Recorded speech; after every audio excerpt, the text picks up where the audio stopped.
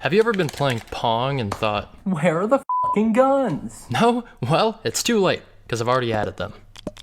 Multiplayer games are great, right? They've always had a soft spot in my heart. The camaraderie, shared laughs, and occasionally using some bullshit that makes one of your friends rage quit. Well, out here getting all these lucky random crits. You just can't get that in a single player game. It's magical. Even the worst multiplayer games are still hilarious and engaging if you're with the right group of people. I just had to make one. This, however, began my dilemma. I don't know how to network. I'd have to make my game local multiplayer, and here's the kicker, I don't know how to build console games either. And I don't want a bunch of people to have to huddle around some dude's home desk in order to play fucking Pong. Come on, it's 2022. I think we're a little bit more civilized than that. So I decided to make it a mobile game. There were a few reasons for this. Firstly, people are on their phones a lot. I don't know if you've noticed this, it's kind of a thing. Secondly, I wanted to make a game with a pick-up-and-play nature.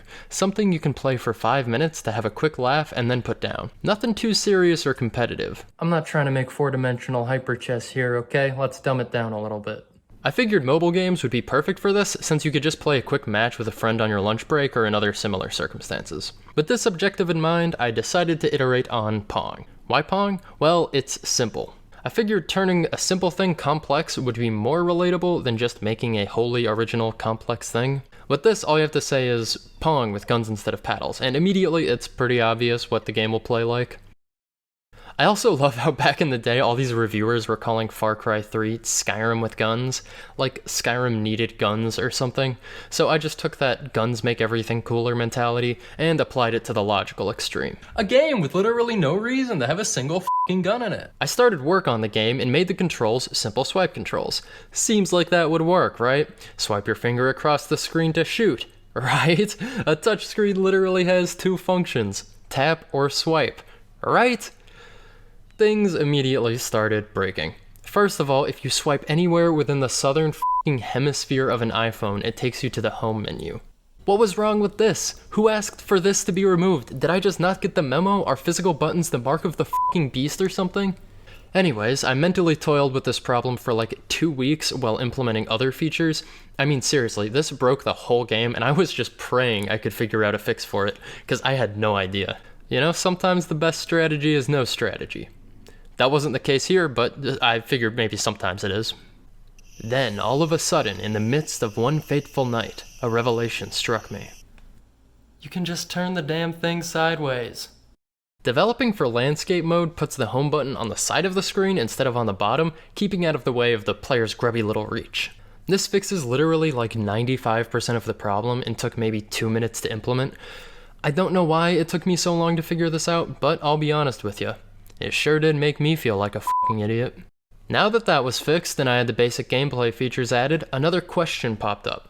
What's the right settings to play the game on? I mean, I have all these variables for ball weight, ball size, bullet size, reload speed, bounciness, friction, gravity, how the mass of the ball changes after being shot. I mean, there were so many knobs that required tweaking. I had to playtest a bunch of different settings to find out what worked, so I made a quick control panel where I could edit the settings in between games to fine-tune and find the perfect settings for the game to be played on. Then I had a thought, and a good thought this time. What if I gave the player this control panel? What if they could change the settings however they wanted? There were so many insane combos already possible. I mean, it felt wrong to take those away from the player and force them to play how I wanted them to play. Now if the player doesn't like a mechanic, I mean, they can just change it. It feels kind of like you're toying around with this thing and you never really know what you're going to come up with, kind of like a mad scientist. Now that I had this weird variety in the gameplay, I decided to start making some maps. Starting with the easy stuff, I added some walls, rotating blocks, sliding blocks. Then I moved on to the good stuff. Black holes, teleporters, and sentry guns. I think the maps really add the necessary flavor to make the game replayable. I had like 16 maps, but it still felt kind of stale. Most playtesters would try the maps they thought looked interesting and then just sort of stick to 1 or 2 that they liked the most. It felt really predictable, and when your party game feels predictable, there's a problem. So after I already added all those maps, I added 2 more options, a random mode where the game picks a random map for you, and a party mode where the map changes to a random one after each point. I even added a selection screen where you can customize the map pool it picks from.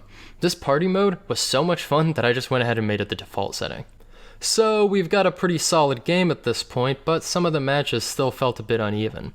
I wanted to have some kind of underdog mechanic that let a losing player catch up. After a long 20 seconds of contemplation, I decided to add a shotgun to the game that the player acquires whenever they get down to their last health point. This was cool, and it had the desired effect of making the matches more even, but it still felt kind of forced. Like, Oh, hey there, player. I happen to notice that you f***ing suck at this game.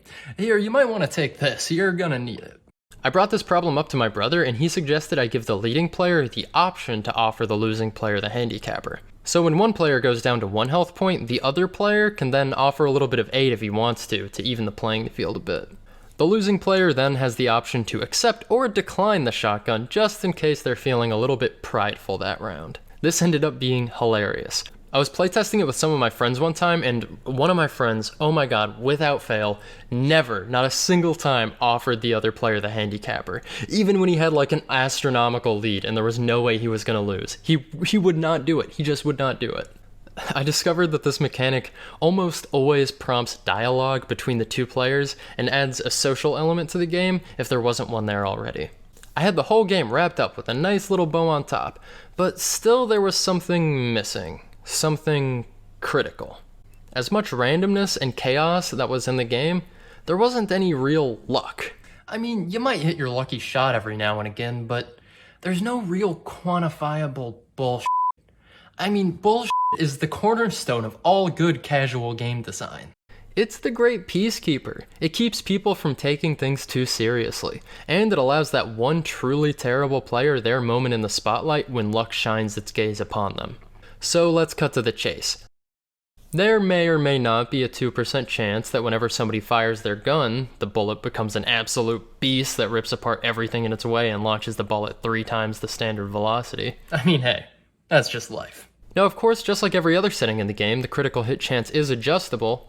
However, this setting, as well as some of the other settings and maps, is locked behind a teeny tiny paywall. Whoa, hey, slow down. I'm not a monster. What, do you think I want to do this? You think I want to do it? No, they made me do it. They bullied me into it. Blame them. After about 3 months of development that was only supposed to take a couple of weeks, I saw it on the horizon. Launch day. I titled the game Boomball, as recommended by this TikTok commenter, and threw the game up on Android and iOS. Finally. The game is done.